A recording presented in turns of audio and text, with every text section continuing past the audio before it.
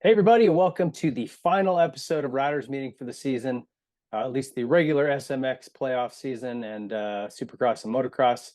I'm David Pingree, joined by Jeff Beaver, our social media director and editor at large.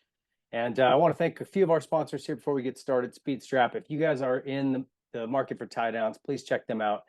This is a brand that is super dialed in. They also own PRP seats and all kinds of other industry brands that love motocross. They're getting more and more involved. So support these folks that are jumping in. Also great toe straps if you need something for recovery at the dunes or just the mud, the rocks, whatever it is. They make motorcycle toe straps and big heavy duty recovery straps for vehicles. Check them out. Also Rock and Turf mat. If you guys need a good mat to change on for your trailer, your house, whatever, they make customizable stuff. Very cool. Check them out on Instagram, Rock and Turf Mats. And Maxxis tires. If you need truck tires, mountain bike tires, check those guys out. Okay, so Vegas. I watched it on TV. I'm stuck at the fire station again. Jeff was there inside the workings of the event. So we'll get kind of two angles on it here. I can tell you what it looked like from the Lazy Boy, and Jeff can tell you what it was like from the floor. So I don't know if there was really any surprises here. If I had to bet money on who was going to win, the guys I would have bet money on both won. But certainly some interesting things developed as we start looking into 25, right? And that's at the end of these seasons, if you can't win, you want to at least set yourself up to be looking good into 25. And there's some interesting things that happened there on a lot of different fronts we'll get into. Let's start with just the 250 class and jump right into it. Hayden Deegan, what are you going to say? This kid destroyed him the first moto, kind of picked up right where he left off, and really didn't leave a lot, to be guessed about. I will say the biggest surprise of the night was our winner, was Pierce Brown. Now, Pierce has showed for the past several seasons the speed to win. I remember a race in Seattle, looked like he was on his way to the front. McAdoo knocked him down. He's had several of those events where you just go, dude, Pierce Brown's on it. He's going to win this race. And then something happens. This weekend, nothing happened. He literally just rode flawlessly all weekend. The first moto, a solid second, kept Hayden honest, very honest, and then held him off the second moto. Deegan put a hard charge when he got into second for about a couple of laps and was not making any ground. And I think he finally just said, all right, no point in being dumb here. Let's take it in for the $500,000 and the number one plate. Smart move. But man, what an incredible ride from Pierce Brown, Jeff. What did you see on the floor? Dude, he was moving through the switchback sections where Deegan was just flying through there and masterful. He came through that sand section so hard in that first moto after Deegan came through. He was right behind him, and I was tracking Deegan, and he hit that sand berm so hard it made me jump out of the way. I mean, I thought he was going to blow right through it. I've never seen him ride that fast. It was pretty rad. He was just after it. Yeah, he definitely has the speed. And the neat thing about his win here, and you heard him refer to it a lot on the broadcast, was this is their last dance, in reference to the graphics they had on their bike for Venom. But this was literally the last race for the Troy Designs GasGas team. You've probably heard the rumors. We've alluded to it and chatted a little bit about it. They will be going away. GasGas taking that team in-house, downsizing a bit. They are in some financial trouble as a group. So just trying to clean the books up over there a bit. TLD has a deal put together with Ducati. I don't know if ink is signed, but it's pretty much a done deal. But it isn't going to be ready till 2026. So they've got a plan for 2025. It doesn't include racing. So we're not going to see them on the track, but they'll have a presence, and they'll announce more of that later. But basically a year off, a hiatus from racing for that team. And so it does leave a lot of questions as far as what happens to that staff, because they can't just pay them for a year to not go racing. So a lot of those guys are going to have to go find other homes. We know Pierce is going to Star Yamaha. Don't know if he'll bring his mechanic with him. Don't know what will happen to Frankie, the team manager, who's a stud. He was one of my old mechanics, great guy. Lots of great guys on this team. Just not sure where they're all going to land. So I hope there's places for them and they all land on their feet. But what a cool way to go So I out. did. Oh, sorry. Go ahead. I What a did. great way for that team to go out. Yeah, I did confirm that Jake is not going to star, his mechanic. Jake's staying with the team, and Ryder is staying with GasGas. That's just kind of two of the things I gathered from last night. What the rest of the team's doing, I don't know, but When you yeah, say the staying with the dude. team, staying with TLD or going to GasGas in-house? Uh, didn't get that far. He just wasn't going with Ryder. It was kind of my understanding that they were staying there. Could clarification probably would work there. But Probably would. yeah, I know, yeah, I know he's not going with Pierce. I do know that. And then Okay. Ryder's going to the GasGas in-house team. He did make that clear. Um, and he's been riding really good the last couple weeks too. I've been excited about his riding. The the whole vibe around that team at the behind the podium last night, man, it was like it was bittersweet. You know, Jake's been with Pierce since day one. And you know, we did a feature on Jake in early 2020 at Anaheim One Press Day. We shot something with him. And great kid, you know, fresh off the boat, and he's been with Pierce through all his ups and downs and his injuries. And to have Pierce do the swan song for TLD GasGas and get that win as they go out the door, man. I mean, Frankie was all fired up. He came through like the Kool-Aid man through that crowd. It was hilarious, you know, just bowling through people, all excited. You know, Tommy Hahn, you know, it was just the whole thing was just awesome to sit there and see, you know. So if you want to see kind of what some of it looked like, go check out our Instagram. You know, there's a lot of behind the scenes stuff from yesterday at the race, but the vibe was cool. I mean, you know, they were probably all bummed out, and so there was probably a little extra motivation in Pierce and the team and everybody just to go out on a high note, you know, because they're all going their separate ways today, you know. So Yeah, that was it it. was And bittersweet. as we look ahead to TLD, which, you know, I've got a soft spot for that team. I've managed it for 2 years early on and been a TLD guy forever. So I'm always kind of keeping an eye on them and rooting for them quietly. And I'm really anxious to see. There's absolutely no chatter yet of as far as what riders they will get when they launch this Ducati effort. But I don't see Ducati doing anything half-assed. If they go in, they're going to go in hard. And so, what does that look like? You know, um, I mean, I have no idea. I don't know even who to guess at. Like I said, because it's a couple of years down the road. Is it Deegan? Do they throw just huge money at Hayden Deegan about the time he's moving up? I mean, that would be interesting, but I have no idea. I'm just totally pure speculation. Um, when you start looking at the Andersons, the Webbs, AP's not quite as old, but a lot of these guys are at the end of their careers. So you think they would be starting to look at a younger guy that they could kind of grow with. Maybe it's Prado. I don't know how long his deal is with Cowie. Anyway, I think I'd imagine he has a multiple year deal with Cowie, but anyway, it'll be fun to watch when that happens. Um, let's move on. Well, So we got a certain buddy is an agent that we should just probably take out to a bar and get completely wasted, and we probably, you know, needle him for some info. yeah, maybe not. Vialle, second in the championship. Little mistake last night. Just ran into the back of Ty. This is the just one of those things that happens when you're racing. You've got to be close, especially on a track like that that's tough to pass. Man, you got to be right on a guy. And Ty kind of checked up over that little rise. He caught his back wheel and went down. I don't think it was obviously intentional. Just a bummer for Tom. And I don't think he was going to beat Deegan overall anyway. But it would have been nice to see him kind of run at the front. He had the speed certainly. But a good season for him. He gets a Supercross championship, not quite there outdoors, and finishing second in the SMX World Championship.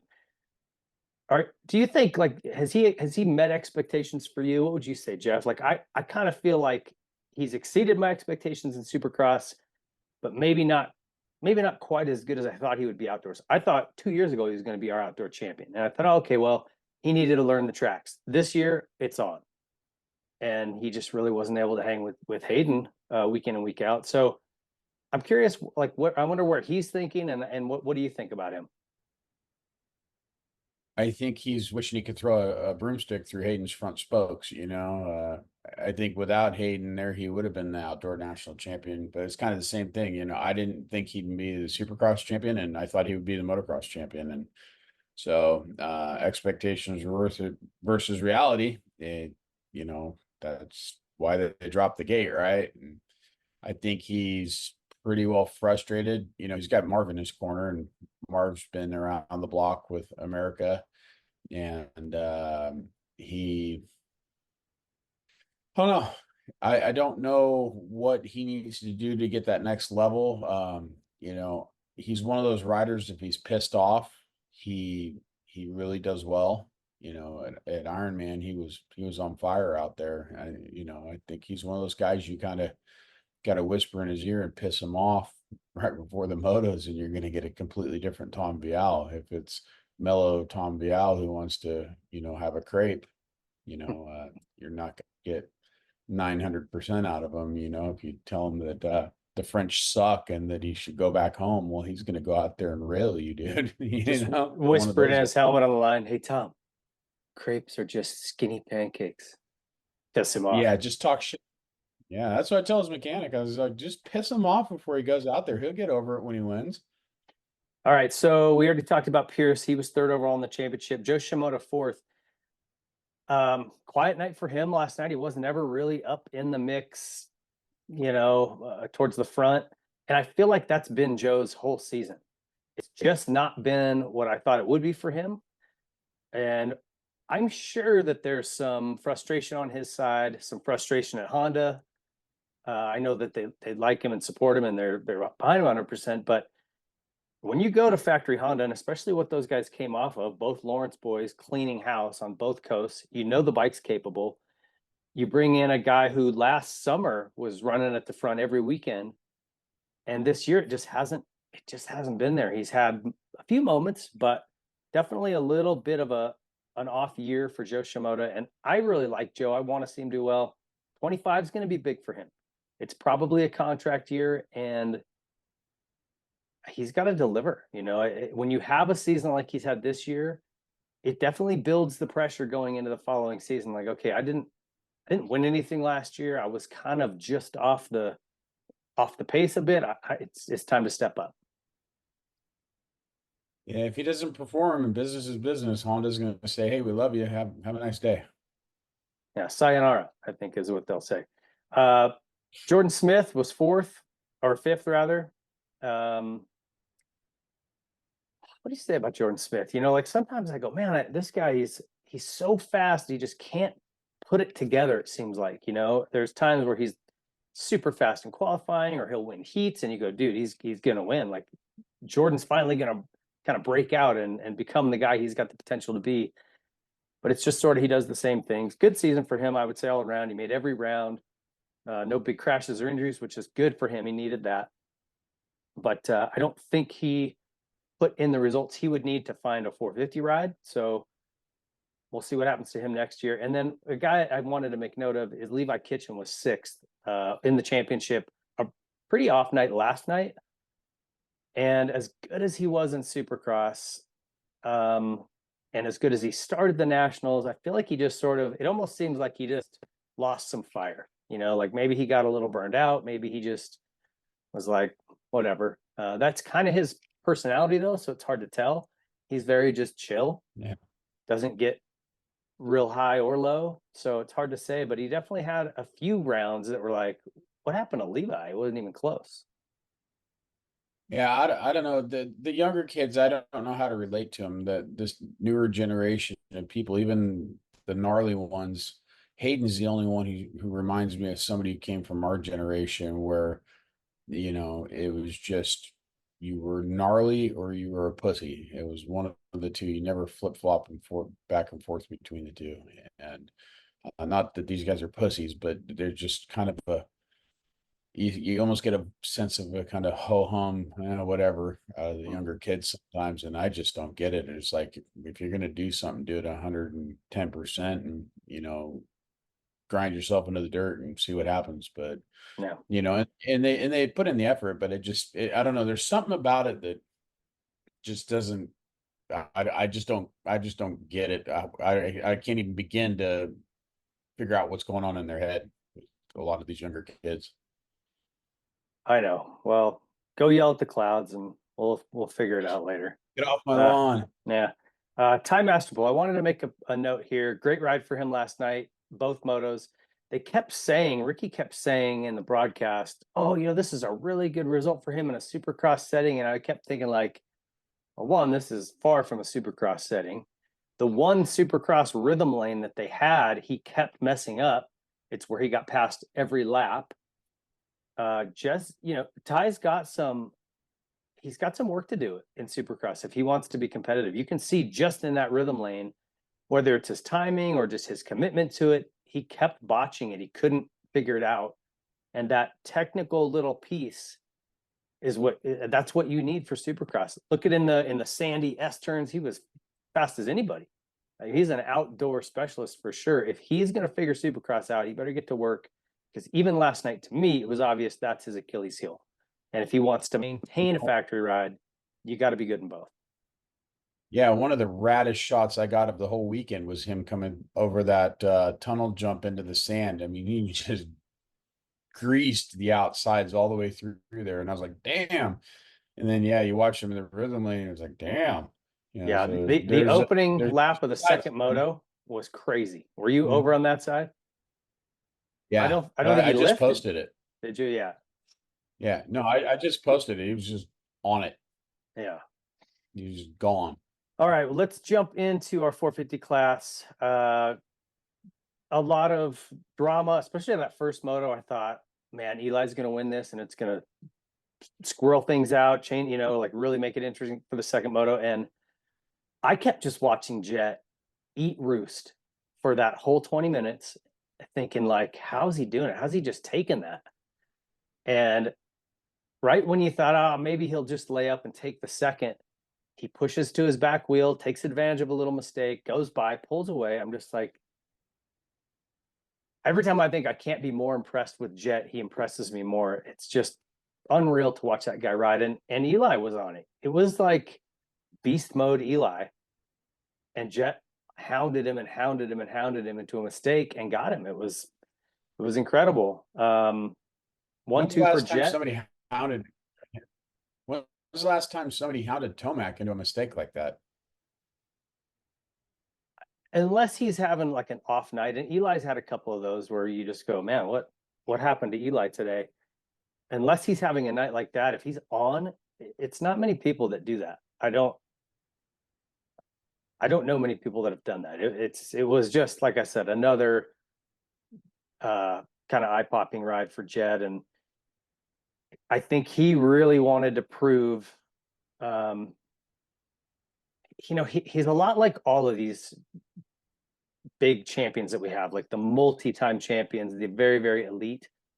When they get beat, and you saw it last weekend in Texas, we've seen it earlier in the year when he'd have a bad race, like, he hates to lose. Like, it just eats him up inside, and he can't even hide it. He can't even like quiet it down in his face on the podium. You just see it. He's just like, you can hear his inner monologue going, I'm going to work. I'm going to do whatever it takes this week. Like, these guys I'm going to eat them alive next weekend. Like, and Jeremy used to do that. And Ricky used to do that. If you beat Ricky one weekend, God help you, the next weekend, he's going to leave you. He's going to beat you by 30 seconds.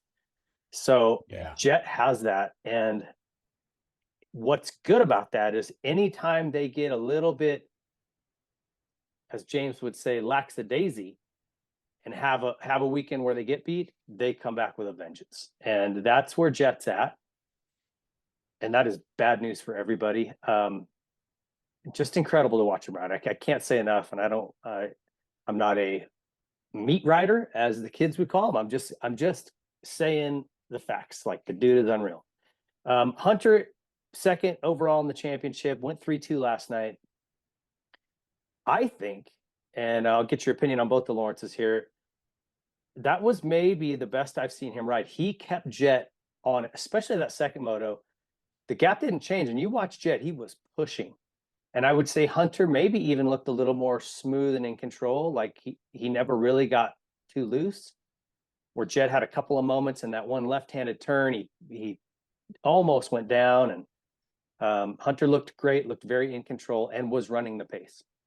So I thought that when I talked earlier in the show about kind of setting up for 2025, this was a big year for Hunter, but also a big night. He was able to run his brother's pace, and he didn't beat him, but man, he was right there. And if Jet so much as lost a wheel, bobbled one off the track, Hunter was going to be up his rear end. So, what's your take on the Lawrence boys? Jet's ridiculous. He's from another planet. But yeah, I agree. Hunter was on him like a fat kid on a cupcake on that second moto. I was kind of hovering down towards the podium so I could capture the championship celebration. And every time they came over that finish line, it was the same gap. I mean, he was right there, which I was pretty surprised. I thought Jet would start to pull away from him. And then they kind of gapped Tomac there at the end a little bit. And yeah, I think it sets the stage for Hunter knows what it feels like to run that pace on the 450 now, and he has the confidence. And I think he knows he can beat Chase, he can beat Eli.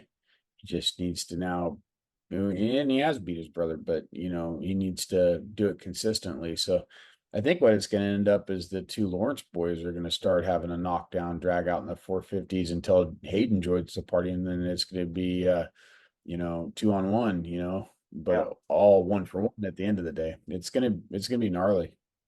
So this is what I liked, and I guess to clean up the thought here with the rest of the night. Eli was third in the championship with a 2-3 last night, and great riding. Just got beat, straight up by those guys. Start wasn't there, and how about that start in the second moto? These Lawrence boys and their starts. It's we talk about how important it is, but especially in these speedway races where it's higher speed and sweepy turns, starts everything. It's so important. It's so hard to pass. And those two were like gone, almost bumped coming onto the start straight.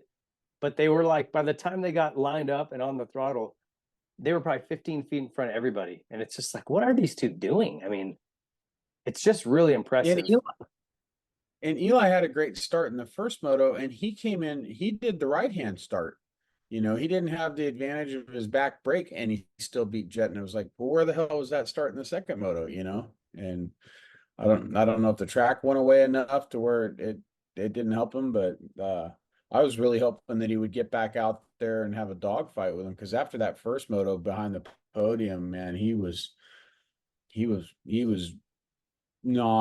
wasn't like pissed off, mad, anything like that. It's just when you see somebody and they have that look on their face, like don't go near him, don't go talk to him. He was in that mode, like, okay, that dude is serious as a heart attack right now. And I thought that it was just going to be another dogfight into the final race, but it just didn't happen. Once they got the start, they checked out. Gone. Yeah, Jet and Hunter didn't give him a chance. AP was fourth. Great night for him. Great season for him. We'll talk a little bit more about him here at the end of the show when we start talking about Motocross of Nations, which is coming up. And Webb was fifth in the series. Great ride for him. Pretty good night for him last night. I would say his best ride in this SMX playoff deal. And then Sexton, seventh overall after getting landed on by Barsha, hurting his hand. Such a bummer for him.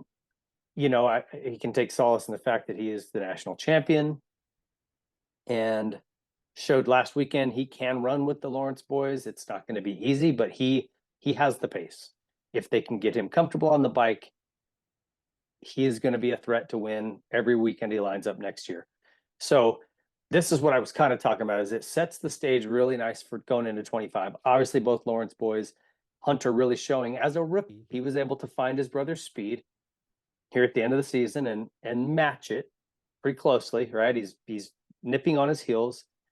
Because I would say you could argue, well, Jet's been off. He maybe isn't 100%. Oh, he looked 100% to me. He looked pretty sharp last night, and he looked like he was trying hard.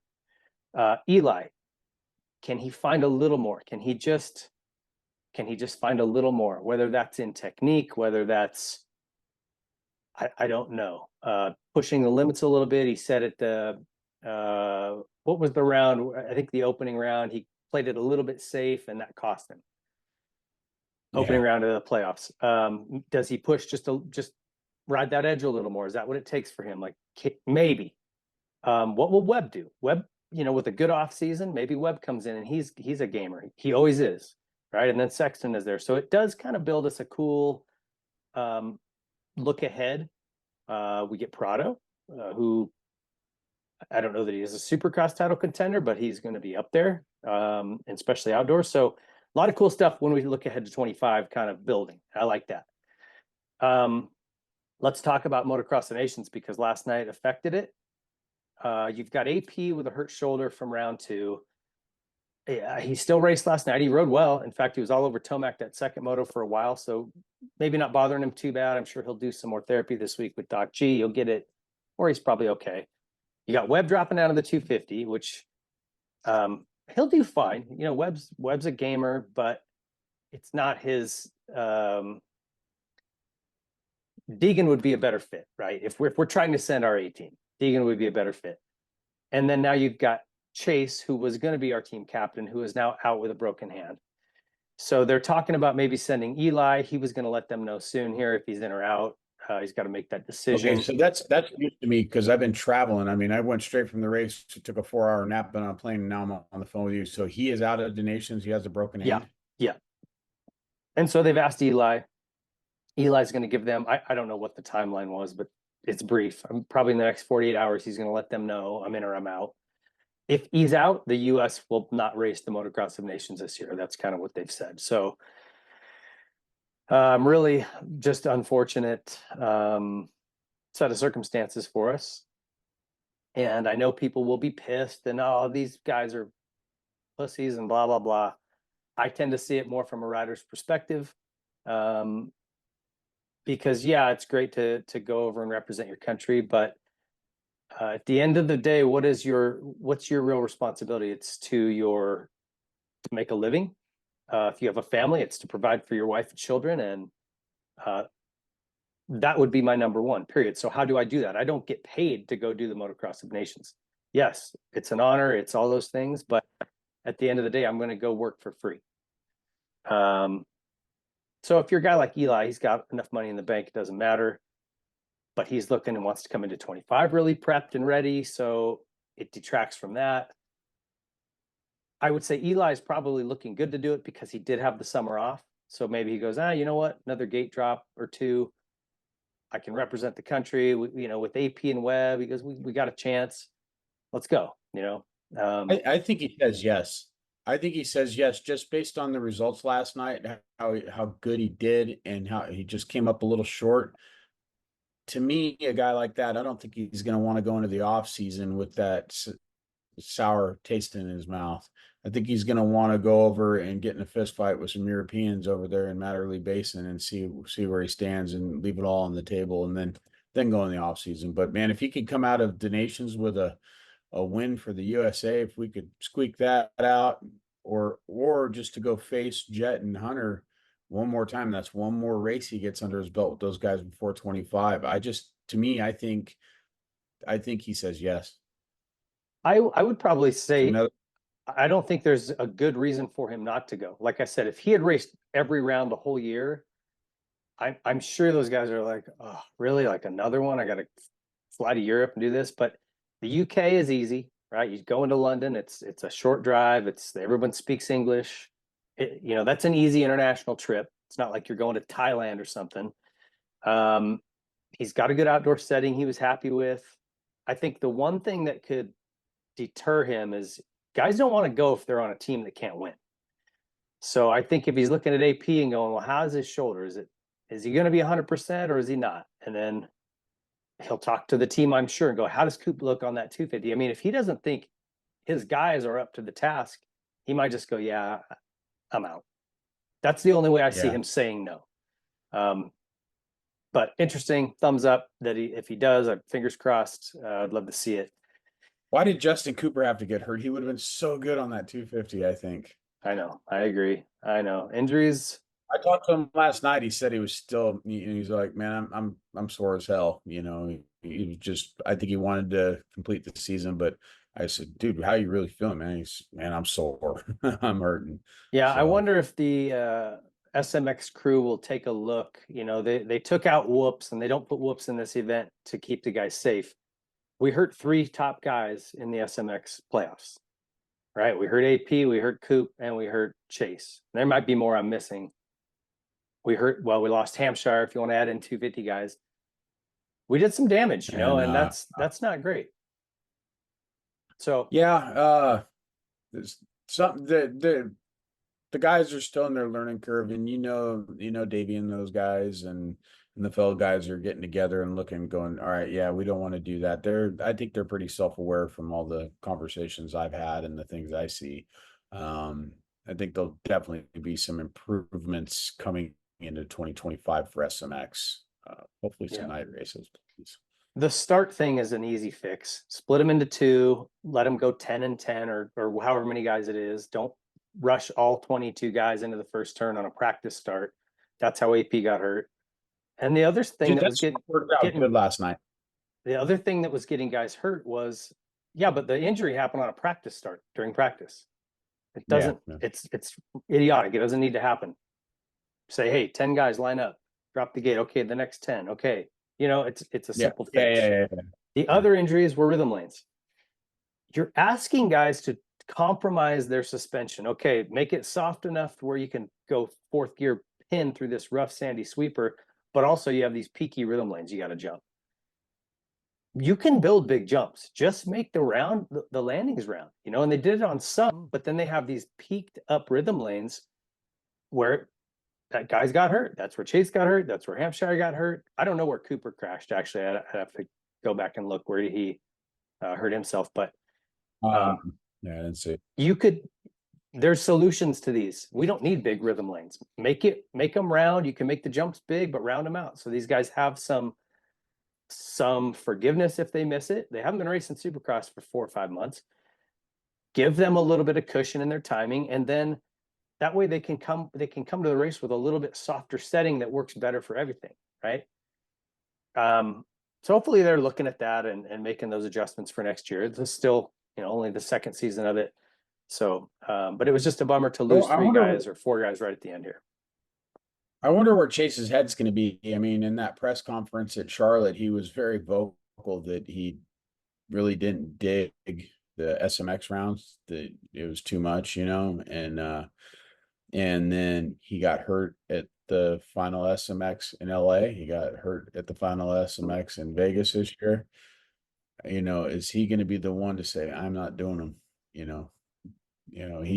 He's a pretty stubborn individual. I could see him just saying, I don't want to do it. And I hope that doesn't happen, because that place was absolutely packed last night. That was the most full, and the grandstands, they're not as big as a Supercross stadium, but that grandstand was packed. The outsides of the track were packed all the way around. I mean, last night was a vibe I haven't seen in a long time. It was rad. So I hope that he can kind of look beyond it and see it for what it is, that it's developing, and then he's got the bad end of the stick the 2 years in a row, and that he can come out and have a more positive experience in 25. But I would hate to see people saying, oh, well, look at this, look at that. We don't want to do them, and then it goes away, because that would suck, dude. Because for the pros outweighed the cons to me for SMX.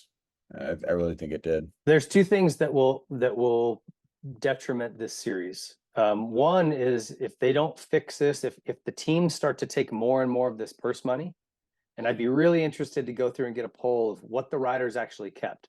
Moto Memes had a funny little thing last night. He said, got a picture of 2 guys laying on all these stacks of cash, and it's, Lawrence brothers going to sleep last night on 1.5 million thread count sheets. I laughed out loud. But how much of that did they keep? Did Honda take some? What about all the guys? How much did your team take?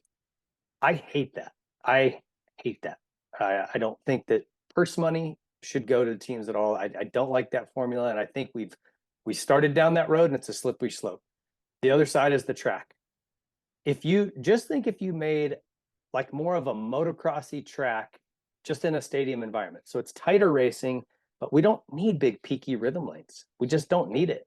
Like I said, you can make a triple that has a big round landing, make a big jump where the guys are up in the air. That's all the fans want to see. You can make technical stuff without it being, if you come up short, you're done.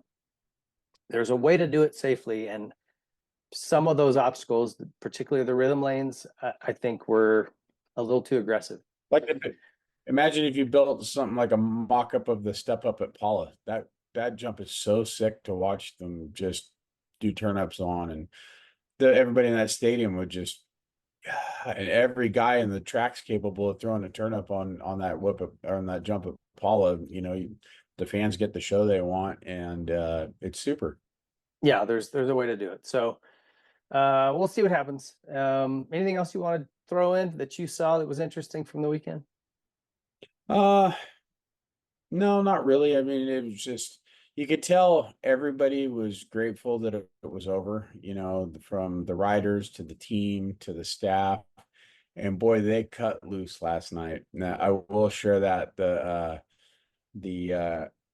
pits last night were pretty wild. The champagne bottles were flying. Star knows really how to celebrate a championship. It was hilarious. Phil Nicoletti,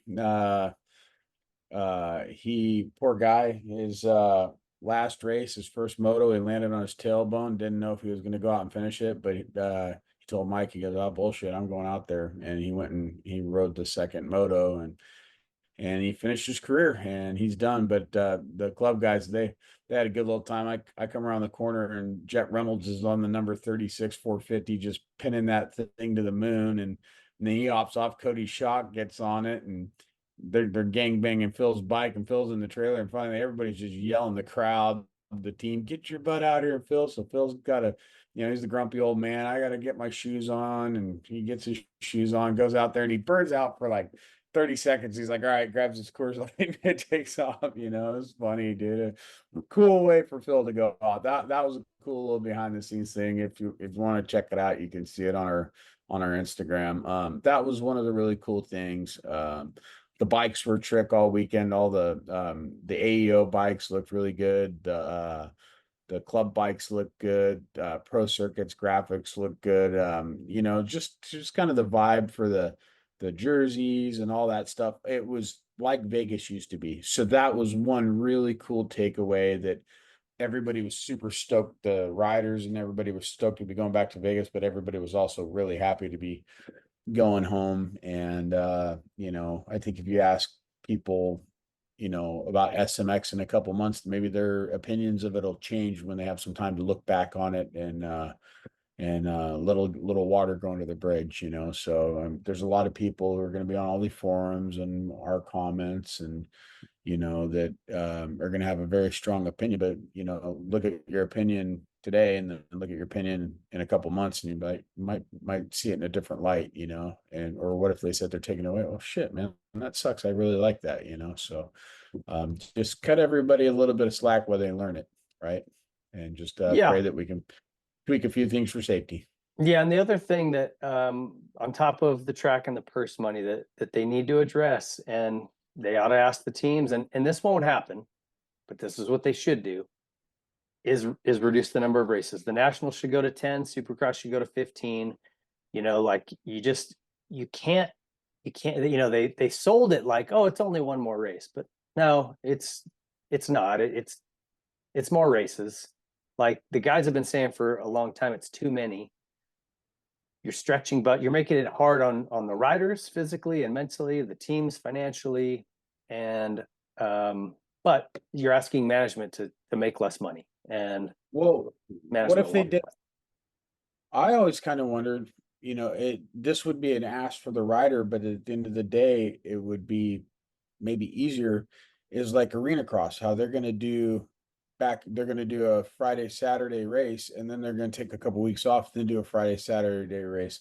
Well, when you look at the logistics of it, you only have to drive to that place one time and get a room. You get a room for one more night, but the logistics are significantly cheaper if you run a Friday, Saturday program, and then you don't have a race the following weekend. And it gives the guys time to rest and recuperate. I think that's something that they ought to look at as a compromise. Yeah, they want their 31 rounds. They want to sell 31 rounds worth of tickets. Shit, I would too, running a business. So put a couple of them, keep the breaks that we have in there now, but also make maybe 3 or 4 rounds double headers. Then there's a hell of a lot more off time in between those or in the season for people to rest, recuperate, and not just get burned out, dude. I mean, and what I do for a living, running in the oil industry, when you go from job to job to job, after a while, it could be the easiest job in the world, and you're just over it, dude. You need a break, and that's what these guys are going through.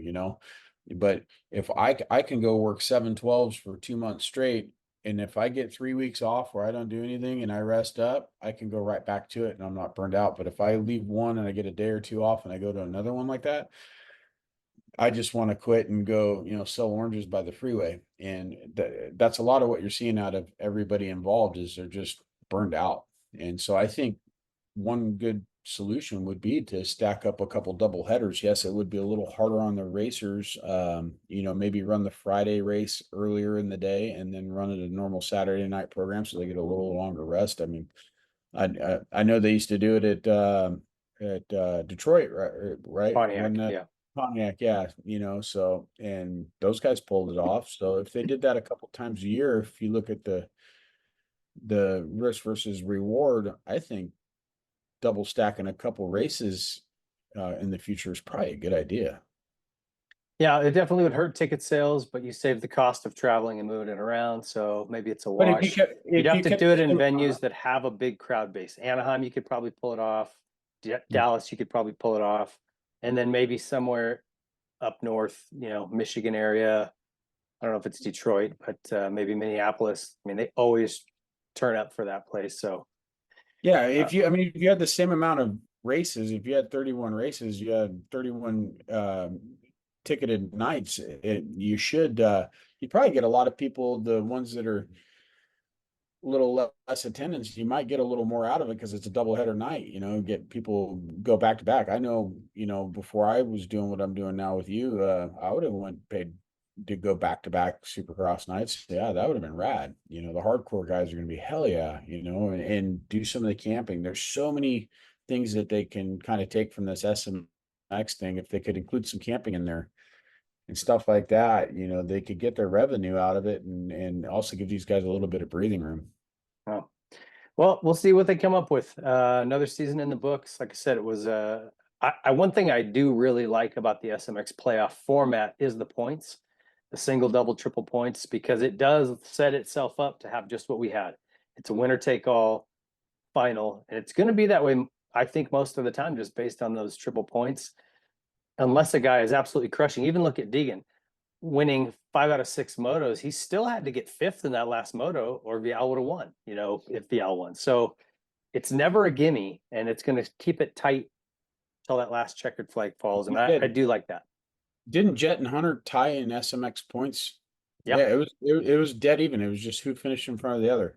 Yep. Jet had, and we did get that in our last riders meeting. We weren't sure if it was total wins for the whole season or just in SMX playoffs. It's just in the playoffs. So Jet has 2, Hunter had 1. Jet gets the overall by way of more wins in the SMX playoffs. So great championship, and it was a lot of fun. Good season. We may do a couple more of these shows for Motocross of Nations if we go, if America goes. If not, we'll probably just take it off. But I hope you guys will swing over to whiskeythrottlemedia.com. Look at all the things we have going on there. Lots of great guests on the Whiskey Throttle show. We've got a freestyle feature called Hang Time. We've got dual sport stuff that's going to be coming up. We got our golf tournament in November. All kinds of things happening. So if you're not familiar with all that, obviously we have the podcast here you guys are seeing and our YouTube content, but lots going on. So check out what we are building. Stoked to have you guys along for the ride. Jeff, thank you. Appreciate everything you've done this year, man. Incredible job on our social media. Incredible job here with you and Brent. Big thank you to Brent Bowser, who filled in all summer. And we also, I know a lot of guys were wanting Jason Lawrence to come back.